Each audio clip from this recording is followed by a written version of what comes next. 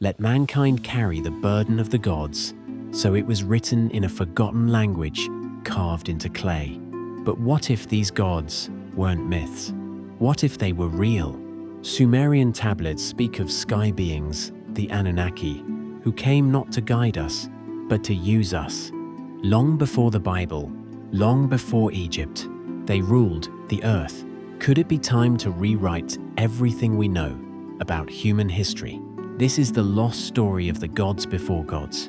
This is the Book of Enki.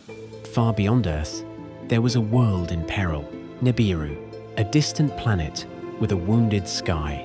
Its atmosphere was dying, and with it, the lives of its people. Gold was their last hope, not for wealth, but for survival. Only gold, suspended in the air, could heal the breach above. But there was not enough on Nibiru. They looked to the stars and found it here. On Earth, the Anunnaki came, led by Enki, son of their king, a master of science, a creator. His ship landed in the Persian Gulf. He named the land Eridu, home away from home. Others followed: Enlil, the commander, Ninmah, the healer, and dozens more. They mined the rivers, the soil, and finally, the deep earth. But the labor was endless. Even the gods began to break. For thousands of years, they dug in the Abzu, a land rich in gold and suffering. The workers, known as the Igigi, had enough. One night, under cover of darkness, they rebelled. They stormed the gates of Enlil's compound. "We are not slaves," they cried. "We will not die for gold." The gods were shocked. Some called for punishment, others for understanding. Enki offered another way. "Let us create a being," he said, "one who will take the burden from the gods.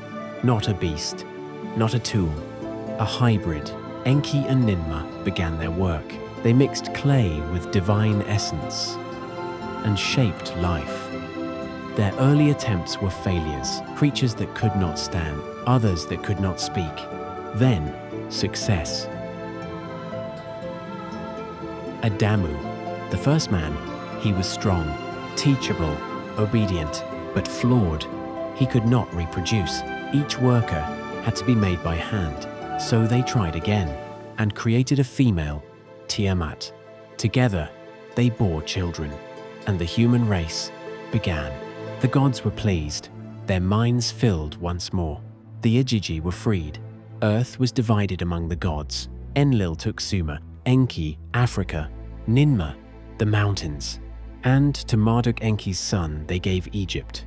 Cities were built, temples rose. Kings were chosen to rule in the name of the gods. Humanity became a tool of divine will. But power is never easily shared. Marduk, once proud of his domain, grew bitter. He saw Inanna, granddaughter of Enlil, rise in glory, temples in her honor, worship beyond her borders. He wanted more. He declared, "I will build a tower to the heavens, and all the earth shall speak my name." Rivalries turned to conflict. Temples became fortresses, and the gods prepared for war.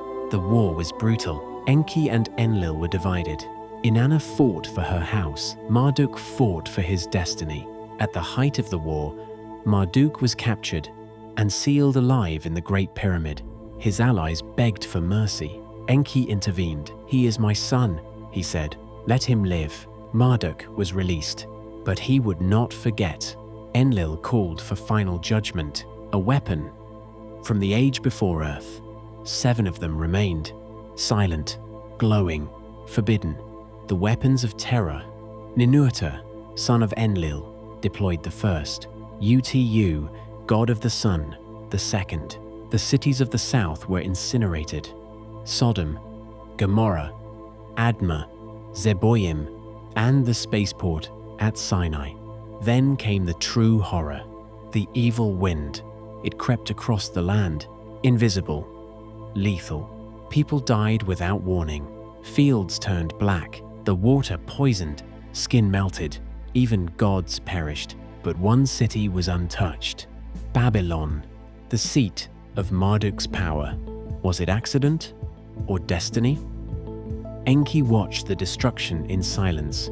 Everything he had built, the earth, the humans, the balance, was undone. And so he summoned a scribe, Endubsar, a human chosen to record what had been, what must never be forgotten. For 40 days and nights, Enki spoke, and the Book of Enki was born. It told of the great descent, the rebellion, the creation of man, and the war of the gods.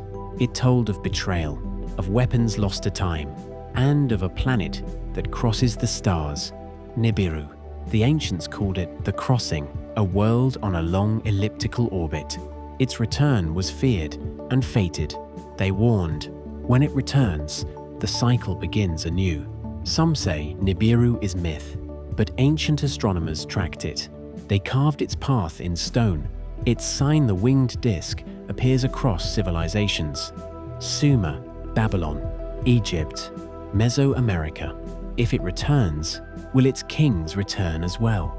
Today, scientists study our DNA. They find sudden leaps in evolution, genetic anomalies, sequences with no explanation. Why did Homo sapiens appear so quickly?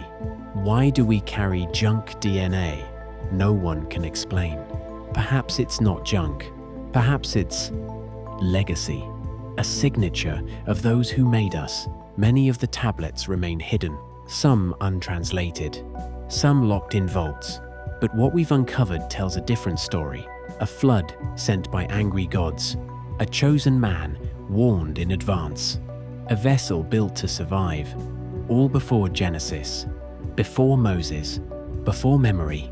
Are they myths or suppressed history? If the Anunnaki created us, what do they want now? Did they leave? Are they gone?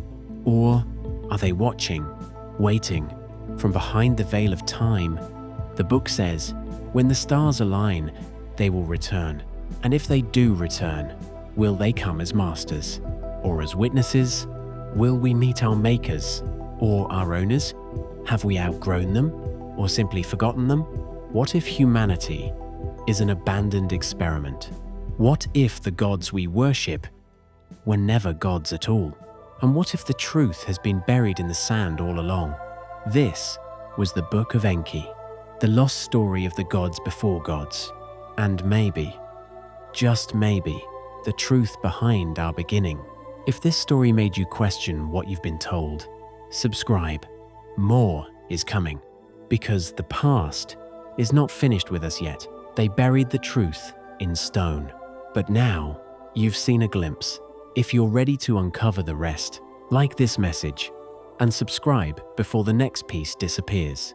Like everything else they tried to erase,